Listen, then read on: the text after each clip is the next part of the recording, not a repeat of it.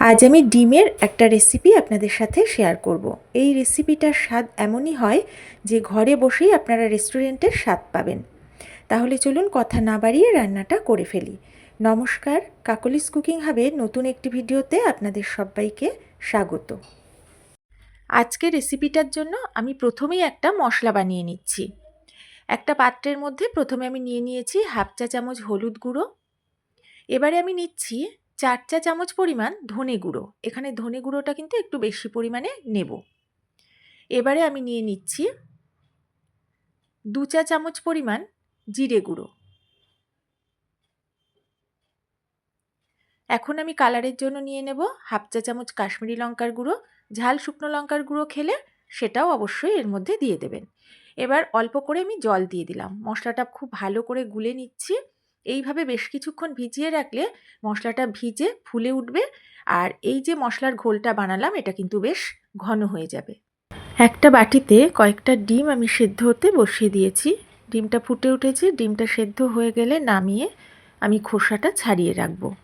এবারে গ্যাস ওভেনে আমি একটা কড়া বসিয়ে কড়াতে বেশ কিছুটা সর্ষের তেল হাই ফ্লেমে গরম করে নিয়েছি। এই বাটিটার হাফ বাটি মতো পেঁয়াজ কুচি নিয়েছিলাম, সেই পেঁয়াজ কুচিটা গরম তেলের মধ্যে দিয়ে দিয়েছি। গ্যাসের ফ্লেমটা কিন্তু এবার হাইতেই আছে।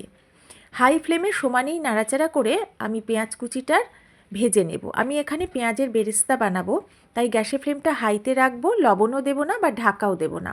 আর এটা কিন্তু সমানেই নাড়তে হবে, তা না হলে পুড়ে যাবে। নাড়াচাড়া করতে করতে আমার বেরেস্তাটা কিন্তু রেডি হয়ে গেছে।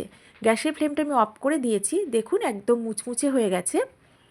এখন এই বেরেস্তাগুলো আমি কড়ার সাইডে একটু সরিয়ে রেখে দিচ্ছি। এইভাবে রেখে দেওয়ার ফলে এর থেকে তেলটা ঝরে যাবে। তারপরে আমি এটা তুলে নেব। এদিকে ডিমগুলো আমি খোসা ছাড়িয়ে ধুয়ে পরিষ্কার করে নিয়েছি। এখন প্রত্যেকটা ডিম নিয়ে আমি দেখুন মাঝখান থেকে অল্প করে করে চিড়ে দিচ্ছি। ঠিক এইভাবে যেন একটু ফাঁক হয় সেইভাবে এটা চিড়ে দিলে এর মধ্যে সমস্ত রকম মশলা খুব সুন্দরভাবে ঢুকবে। খাওয়ার সময় খেতে খুব ভালো লাগবে। প্রত্যেকটা ডিম একইভাবে আমি মাঝখান থেকে চিড়ে দিচ্ছি। এটা চেরার সময় খেয়াল রাখবেন যেন কোনোভাবেই পুরোটা বা বেশিটা কেটে না যায়, তাহলে কিন্তু ডিমটা ভাজার সময় বা রান্নার সময় ছাড়িয়ে যাবে। এইভাবে সবগুলো ডিমই আমি আগে রেডি করে নিচ্ছি। গ্যাস ওভেনে একটা কড়া বসিয়ে কড়াতে বেশ কিছুটা সর্ষের তেল আমি গরম করে নিয়েছি। একদম হাই ফ্লেমে গরম করেছি। সেদ্ধ করে নেওয়া ডিমগুলো গরম তেলের মধ্যে দিয়ে দিয়েছি। অল্প নাড়াচাড়া করে ডিমগুলোকে হালকা ভেজে নিয়েছি। খুব বেশি ভাজলে ডিম শক্ত হয়ে যায়। হালকা একটা লালচে কালার ডিমগুলোর মধ্যে এসেছে। এখন ডিমগুলো ভাজা হয়ে যাওয়ার পরে আমি এর মধ্যে দিয়ে দিলাম অল্প করে একটু হলুদ গুঁড়ো, অল্প করে কাশ্মীরি লঙ্কার গুঁড়ো, আর আমি দিচ্ছি কাসুরি মেথি। হাফ চা চামচ মতো কাসুরি মেথি আমি হাতে গুঁড়ো করে উপর থেকে ছড়িয়ে দিচ্ছি। এই মশলাগুলো সব দেওয়ার পর প্রথমে আমি নাড়াচাড়া করে ডিমের সাথে ভালো করে মশলাগুলো মাখিয়ে নেব। ভালো করে এটা মাখিয়ে নেওয়ার পরে আমি মিনিট খানেক এইভাবেই লো ফ্লেমে নাড়াচাড়া করে ভেজে নেব। কিছুক্ষণ এইভাবে ভাজার পরে আমি এর মধ্যে অল্প করে একটু জল অ্যাড করে দিলাম। জলটা দেওয়াতে মশলার সাথে ডিমটা কিন্তু বেশ ভালোভাবে মেশানো যাবে, আর ডিমের মধ্যে মশলাটাও কিন্তু বেশ ভালোভাবে ঢুকেও যাবে। জলটা যেহেতু দিয়েছি তাই আবারও একটু নাড়াচাড়া করে নিচ্ছি। কিছুক্ষণ এইভাবে নেড়ে নেওয়ার পর জলটা একটু শুকিয়ে আসবে। আমি কিন্তু এখনও কোনো লবণ অ্যাড করিনি। জলটা অল্প শুকিয়ে গেছে। আমি এখন এর মধ্যে অল্প করে একটু লবণ অ্যাড করে দিলাম। লবণটা দিয়ে ভালো করে মিশিয়ে নিচ্ছি। এইভাবে নাড়াচাড়া করে অল্প একটু সময় আবারও ভেজে নিয়েছি। ডিমের গায়ে মশলাটা কিন্তু খুব সুন্দরভাবে মেখে গেছে। ডিমের কালারটাও কিন্তু খুব সুন্দর হয়েছে। এখন আমি ডিমগুলোকে তুলে নিচ্ছি। তার সাথে কড়াতে যেটুকু মশলা আছে সেটুকু আমি তুলে ডিমের সাথে রেখে দিচ্ছি। এবারে একটা মশলা বানানোর জন্য একটা মিক্সির জার নিয়েছি। জারের মধ্যে আমি নিয়ে নিচ্ছি ছোট ছোট বেশ কয়েক টুকরো আদা। এখন নিয়ে নেব বেশ কয়েকটা রসুন। আমি এখানে প্রায় 8-9টা মতো রসুনের কোয়া নিলাম। এবারে নিয়ে নিচ্ছি টমেটো কুচি। দুটো ছোট টমেটো টুকরো করে কেটে রেখেছিলাম সেটা নিলাম, আর নিলাম দুটো কাঁচা লঙ্কা। অল্প অল্প করে জল দিয়ে এটা আমি মিহি করে বেটে নেব। ডিম ভেজে তুলে নেওয়ার পর কড়াটা পরিষ্কার করে সেই কড়াটাই আমি আবার বসিয়ে দিয়েছি। কড়াতে দিয়ে দিচ্ছি প্রায় 5 চা চামচ মতো সর্ষের তেল। রান্নাটা আমি সর্ষের তেলেই করছি, সর্ষের তেলে করলেই বেশি ভালো লাগবে খেতে। তেলটা ভালো করে গরম করে নিয়ে আমি ফোড়নে দিচ্ছি একটা তেজপাতা মাঝখান থেকে ছিঁড়ে দিলাম, আর দিয়ে দিচ্ছি বেশ কিছুটা গোটা গরম মশলা, লবঙ্গ, এলাচ, দারচিনি। লো ফ্লেমে এইভাবে নেড়ে চেড়ে প্রথমে একটু ভেজে নিচ্ছি, তারপর ঢাকা দিয়ে ফোড়নটা ভেজে নেব। ফোড়নটা বেশ সুন্দর করে ভেজে নিয়েছি, খুব সুন্দর গন্ধ বেরোচ্ছে। আমি গুঁড়ো মশলা জল দিয়ে গুলে যে মশলার ঘোলটা বানিয়ে রেখেছিলাম সেটা এখন আমি কড়াতে দিয়ে দিলাম। মশলার ঘোলটা অনেকক্ষণ জলে ভিজিয়ে রাখার ফলে বেশ ঘন হয়ে গেছে, মশলাগুলো বেশ ভালোভাবে ভিজে ফুলে গেছে। প্রথমে তেলের মধ্যে একটু নেড়ে চেড়ে নিচ্ছি, তারপর লো ফ্লেমে ঢাকা দিয়ে মশলাটা খুব ভালো করে কষিয়ে নেব। প্রায় 3 মিনিট পরে ফাইনালি ঢাকাটা তুলেছি। দেখুন কত সুন্দরভাবে মশলাটা কষানো হয়েছে, তেল ছেড়ে দিয়েছে। মাঝে 1-2বার কিন্তু ঢাকা তুলে নেড়ে দিয়েছিলাম। আমি যে টমেটো, আদা, রসুন, কাঁচা লঙ্কা ইত্যাদি বেটে রেখেছিলাম সেই বাটা মশলাটা এখন আমি এর মধ্যে অ্যাড করে দিলাম। এই বাটা মশলার সাথে আপনারা কিন্তু একসাথে একটু ধনেপাতাও বেটে নিতে পারেন। এবারে এই মশলাটা নাড়িয়ে চাড়িয়ে অন্য মশলার সাথে ভালো করে মিশিয়ে নিচ্ছি। এটা একটু মিশিয়ে নেওয়ার পর মিক্সির জারটা ধুয়ে সামান্য একটু জল এর মধ্যে অ্যাড করে দিচ্ছি। খুব বেশি জল কিন্তু দেব না, তাহলে মশলাটা কষাতে বেশি সময় লাগবে।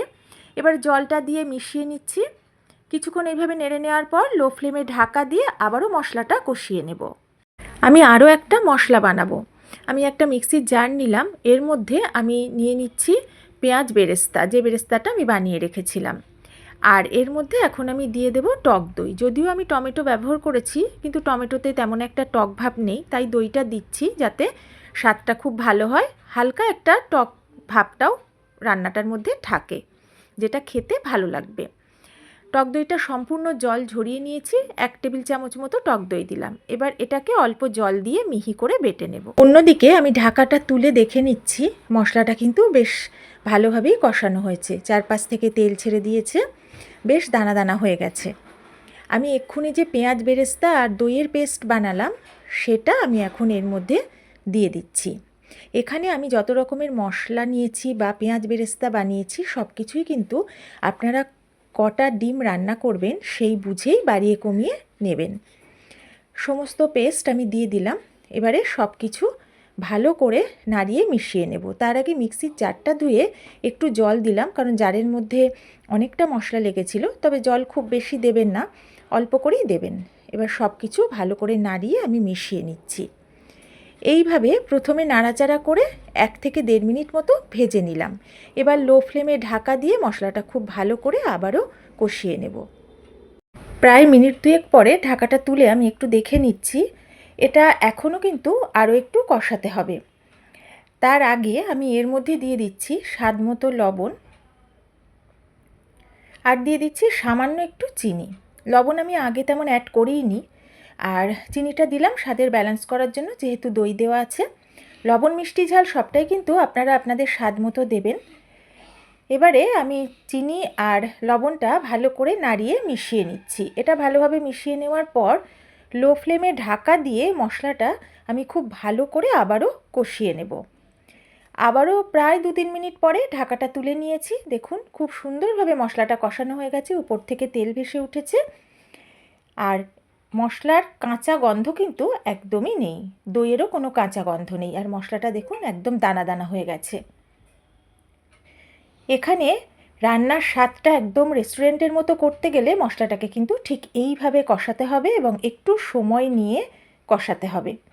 এবারে আমি এর মধ্যে দিয়ে দিচ্ছি গরম জল, পরিমাণ মতো কিছুটা জল আমি এর মধ্যে দিয়ে দিলাম। এটা ঝোল হবে না, গ্রেভি হবে, সেই বুঝেই জলটা আমি এখানে অ্যাড করেছি। এবার মশলাটা জলের সাথে ভালো করে নাড়িয়ে আমি মিশিয়ে নিচ্ছি।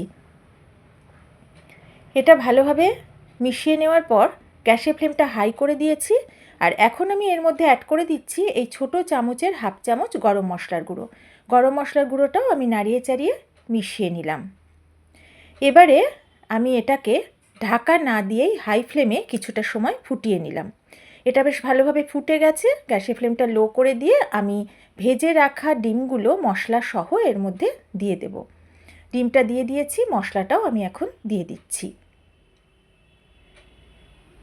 এখন আবারও আমি একটু নাড়িয়ে ঝোলের সাথে ডিমটা মিশিয়ে নিচ্ছি।